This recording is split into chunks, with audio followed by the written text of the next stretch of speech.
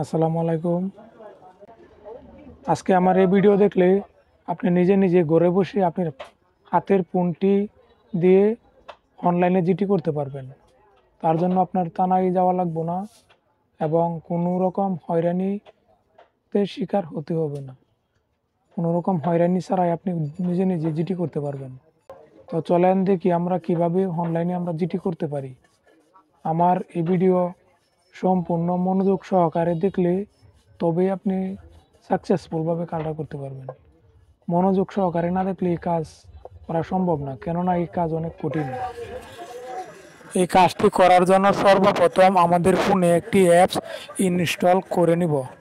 ওই অ্যাপসটি আমরা প্লে স্টোরে পাবো। আমি এখন প্লে স্টোরে গিয়ে অ্যাপসটি আমার ফোনে ইনস্টল করার জন্য চার্জ করব। ওইখানে গিয়ে লিখব অনলাইন জিডি। লিখে চার্জ করার পরে আমাদের সামনে যে অ্যাপসটি আসবে ওইটি আমরা ইনস্টল করে নেব। তো আমার ফোনে আগে থেকে ইনস্টল করা, যার কারণে আমাকে ওপেন দেখাবে। এই যে আমাকে ওপেন দেখাইতেছে, আপনারা ইনস্টল করে নেবেন। তারপর আমি ওপেন করব।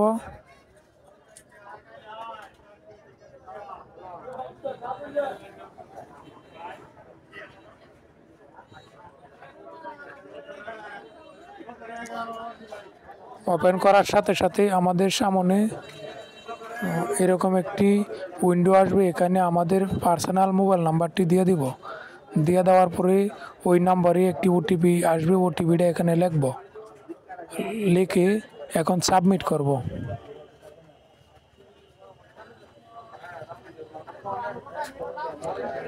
এখন আমাদের এখানে জাতীয় পরিচয়পত্র নম্বর এবং জন্ম তারিখ বসিয়ে নিব।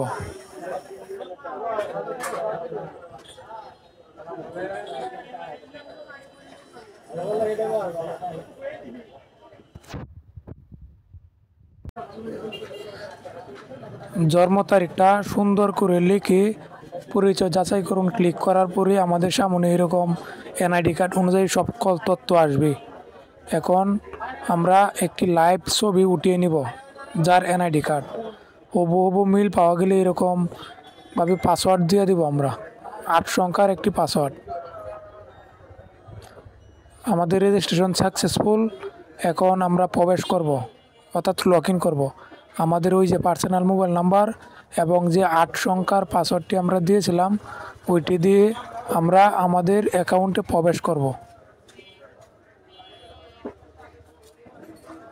লিখে প্রবেশ করুন ক্লিক করলাম। ক্লিক করার পরে এরকম একটি ফর্ম আমাদের সামনে আসবে। আমরা পুরা ফর্মটা খুবই মনোযোগ সহকারে সুন্দর করে পূরণ করার পরে পরবর্তী দিলে এরকম আবার এনআইডি কার্ড অনুযায়ী আসবে।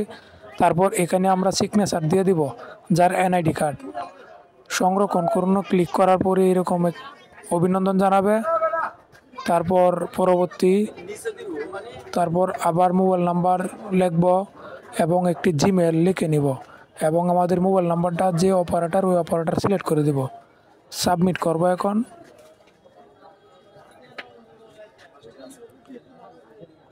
এখন আমাদের অ্যাকাউন্ট রেজিস্ট্রেশন হয়ে গেছে। এখন আমরা জিটির জন্য অভিযোগ করব। এই জন্য আমাদের চেক হারিয়ে গেছে, ডকুমেন্ট ক্লিক করলাম।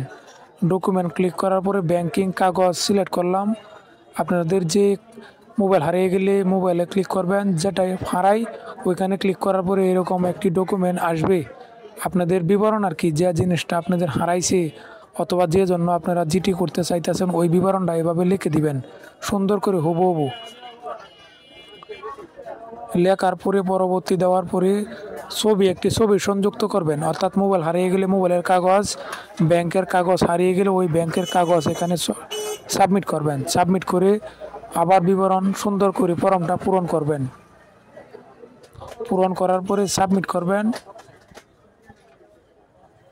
এখন আবার ওই নাম্বারে আরেকটি পাসওয়ার্ড গিয়েছে 6 সংখ্যার, ওই পাসওয়ার্ডটি এখানে লিখে দিবেন। লিখে আপলোড করবেন। বাস, আপনার জিটি হয়ে গিয়েছে।